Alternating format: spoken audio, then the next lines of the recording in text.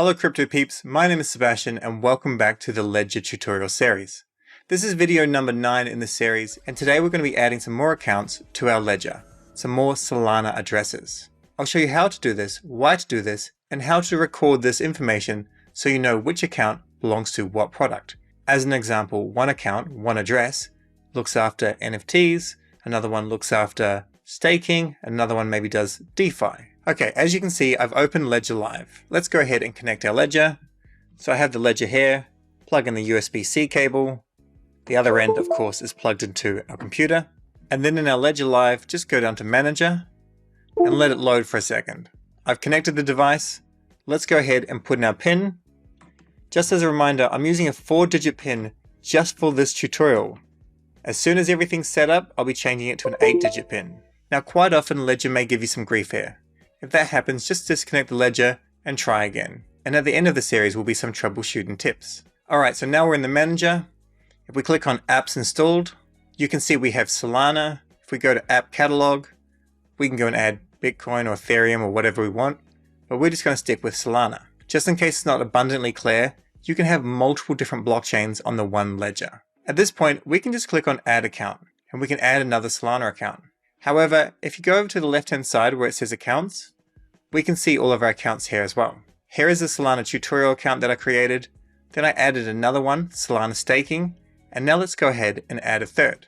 So just click on add account, choose a crypto asset, type in SOL for Solana, then click continue, open the Solana app on your phone, push the two buttons together, and let it load for a second. Just so you know, it took about 40 seconds to synchronize those accounts. And as you can see, there are 2 accounts in my portfolio. Now, as you can see, you cannot add a new account before you've received assets on your Solana staking account. So let's just click close. Let's click Solana staking, then click receive, continue. Now we just need to verify that the public key is correct on both Ledger Live and on our ledger. It is. Push the right button and approve. Now click done, click receive, continue, copy the address by just clicking on the copy button. And then I'm just going to go quickly to my Avana wallet. You can use your Phantom wallet or whatever wallet that you're using, but I like to use Avana. Click on send. Sol is selected. Let's go 0.1. Paste in the address. Double checking the first 4 and the last 4 characters. Having a look at our ledger, it is correct. Then click send. You can add a message as well, which is optional. This is available in Avana. It's not available in Phantom. Now we're back to Ledger Live. Just go ahead and approve the public key, then click done, and then click portfolio, and I'm just quickly synchronizing my wallets, just by clicking on this button up here. Now we can go to accounts on the left, and we can see there's a small amount of funds in this wallet right here. Let's go and add a new account. Choose a crypto asset, we'll type SOL, select Solana, continue, we'll let it do its synchronization. Ledger Live has found both accounts. That took around 45 seconds. Now what we want to do is we want to add our third account. So we can call it Solana 3 if we want to, but we can also name it whatever we want. So now I've got my third account, Solana for NFTs. Let's click on that and click receive, click continue, and it's going to give me the address for NFTs. We're going to double check the first 4 and last 4 characters. Make sure they are correct. Double check them on the ledger and they are correct. And then let's go up and copy the address. Copy it here. I'm going to paste it into a sticky note. Then, once again, I'm going to double check the first 4 and the last 4 characters and make sure it's all correct.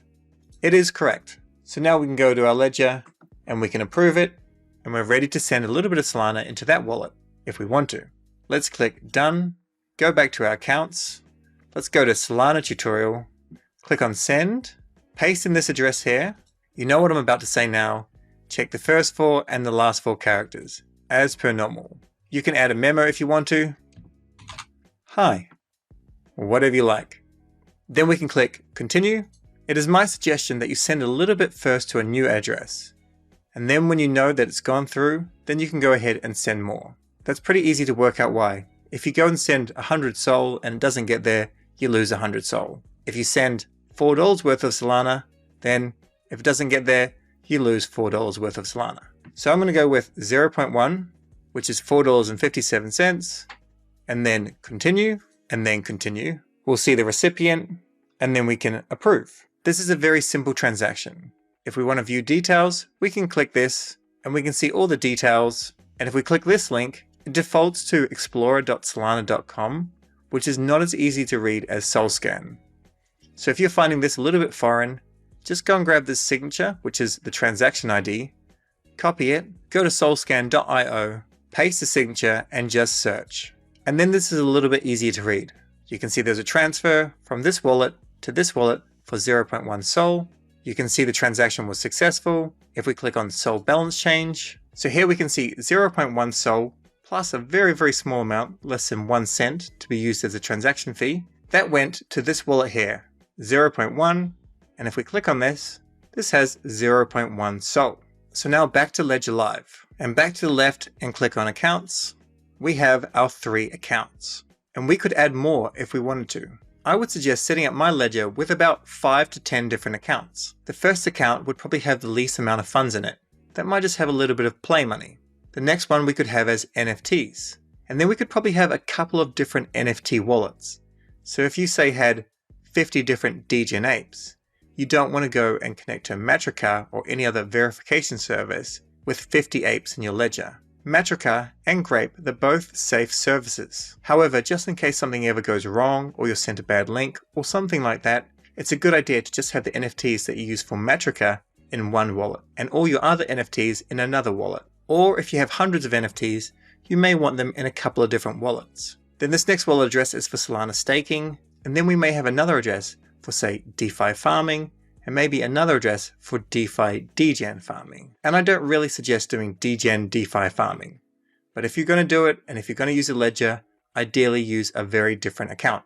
Now, how do we know which account has what? As you can see, it's all named here in Ledger Live. Now it's a good idea to have a record of our addresses, so we can quickly find which address has what. So right here you can see my 3 accounts, and they're all labeled. However, this just shows in this Ledger Live. If I connect this ledger to a different computer, or if I uninstall and reinstall Ledger, then I'm not going to see this. So let's click on the first one, Solana Tutorial. We could click on Receive, then click Continue, and go ahead and get our address that way. Or we can just scroll on down, and we can see the latest transactions. So this transaction here was sent, so if we click on that, it went from this account to a different one. So we know that this account here is from, and this is the Solana Tutorial account. Where we sent the Solana was to the NFTs account, which is this one down here. So we can fill in those 2 addresses. And then we can go back to accounts, Solana staking, scroll on down, click on the transaction, and we can see this transaction funded the account. Therefore, it received it, and we can copy the to address, put it into our sticky note, and there are our addresses. Now I'm just here at Twitter. My suggestion would be having a password manager, such as 1Password. So type in 1Password, make sure it's the right account. These guys joined February 2007 and they almost have 140,000 followers, and just click on the link.